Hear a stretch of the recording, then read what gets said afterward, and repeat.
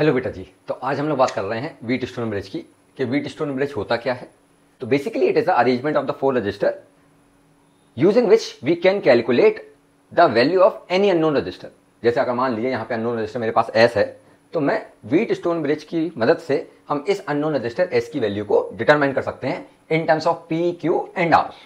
Clear है? अब देखिएगा व्हीटस्टोन ब्रिज में होता क्या है। तो व्हीटस्टोन ब्रिज अगर मैं लिखूं तो it is an arrangement of four register using which we can determine the value of unknown register। ठीक है, तो होता क्या है ये जाना। अब व्हीटस्टोन ब्रिज में क्या होता है, बैलेंस्ड कंडीशन की बात करते हैं।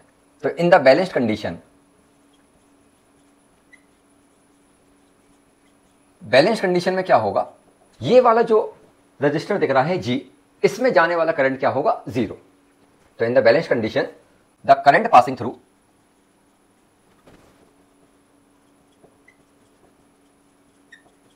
Register G will be equal to zero. अब ये कंडीशन कब ऑब्टेन होगी, तो ये कंडीशन तब ऑब्टेन होती जब P अपॉन Q का रेशियो हमारे R अपॉन S के रेशियो के बराबर हो। यानी कि अगर कंडीशन की बात करें तो P अपॉन Q का ratio should be equal to the ratio of R upon S। तो इन द बैलेंस कंडीशन अगर ये रेशियो बराबर है तो हम बोलेंगे व्हीटस्टोन ब्रिज हमारा बैलेंस्ड है। और बैलेंस कंडीशन में क्या होगा, इस रजिस्टर G में कोई भी करंट फ्लो नहीं करेगा। इतनी बात क्लियर है। अब बात आती है इसके प्रूफ की, किस तरीके से हम इस कंडीशन को प्रूव कर सकते हैं। तो देखिएगा, हम लोग यहाँ पे एक सेल मान रहे हैं जिसका EMF मान लेते हैं एप्सिलॉन है। ठीक है, इस सेल ने हमें करंट प्रोवाइड कराया कुछ I। अब यहां से ये करंट आएगा और यहां से करंट दो पार्ट में डिवाइड करेगा। मान लेते हैं P में जाने वाला करंट हो गया I1 और R में जाने वाला करंट हो गया I2। इतना क्लियर है। यानी कि हम यहां पे क्या कर रहे हैं, KCL को इंप्लीमेंट कर रहे हैं।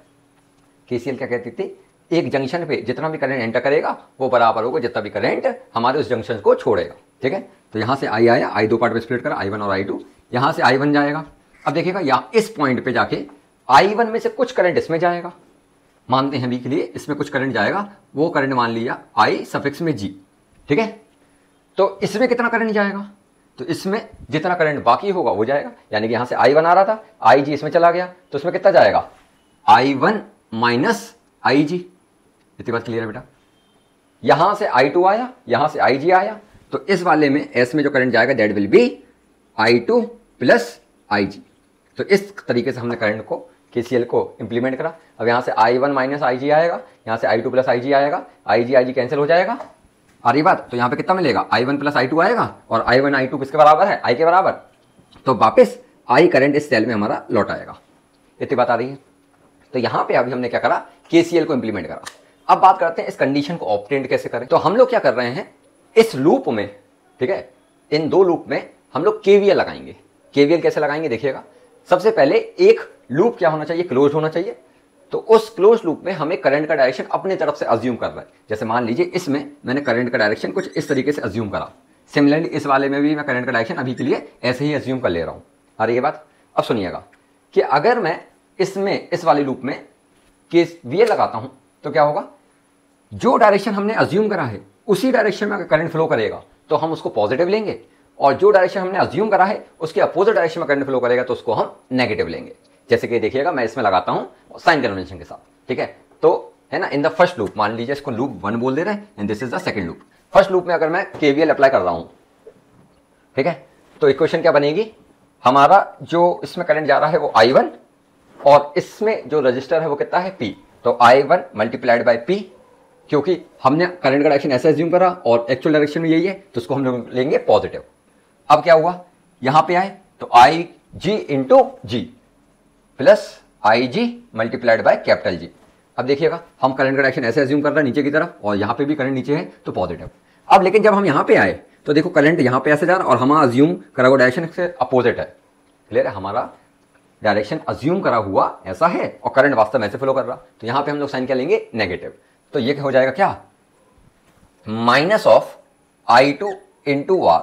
अब इसमें कोई भी सेल या बैटरी का सोर्स नहीं है तो this will be equal to 0। अगर होता तो उसके अकॉर्डिंगली लिख लेते। इतनी बात क्लियर है। तो ये मेरे पास बनी इक्वेशन 1। सिमिलरली अगर मैं दूसरे लूप में लगाऊं तो देखिएगा, दूसरे लूप में यहां से स्टार्ट करते हैं हम लोग, I1 minus IG into Q. माना हुआ डायरेक्शन ऐसा है, एक्चुअल डायरेक्शन में ऐसा है तो पॉजिटिव, ठीक है। फिर यहां पे आए, अब देखिएगा हमारा अज्यूम करा हुआ डायरेक्शन ऐसा है और ये करंट अपोजिट डायरेक्शन में जा रहा, तो यहां पे साइन क्या आएगा, नेगेटिव। तो क्या होगा, माइनस ऑफ करंट कितना है, I2 plus IG into S. यहां पे आए, ये नीचे आ रहा, हमारा माना हुआ डायरेक्शन ऊपर है, तो यहां पे कितना होगा, minus of IG into G will be equal to 0, क्योंकि यहां पे भी इस पूरे लूप में कोई भी सोर्स ऑफ ईएमएफ नहीं है। क्लियर है। तो let this be equation number 2। इतनी बात आ रही। अब देखिएगा क्या जानना था अपन लोगों ने कि बैलेंस कंडीशन में क्या होता है, जो करंट इस वाले में, इस रजिस्टर जी में जाएगा, उसकी वैल्यू क्या होगी, 0, यानी कि IG क्या होगा, 0। तो मैं यहां पे इसमें और इसमें IG को 0 कर दूं फॉर द बैलेंस कंडीशन।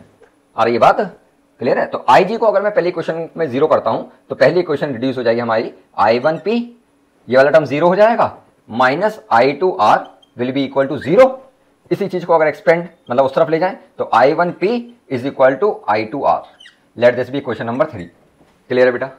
इसी तरीके से अगर इसमें मैं 0 कर दूंगा तो ये आएगा क्या, I1Q माइनस ऑफ ये वाला 0 हो जाएगा, तो I2S ये वाला 0 हो जाएगा, इज इक्वल टू 0। तो इसको अगर लिखा जाएगा तो कितना होगा, I1Q will be equal to I2 into S. Let this be question 4।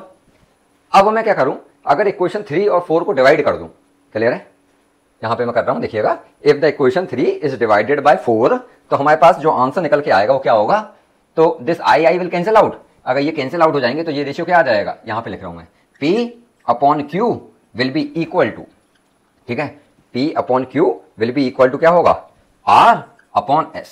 तो बैलेंस कंडीशन में ये हमारे पास रिजल्ट आ जाएगा।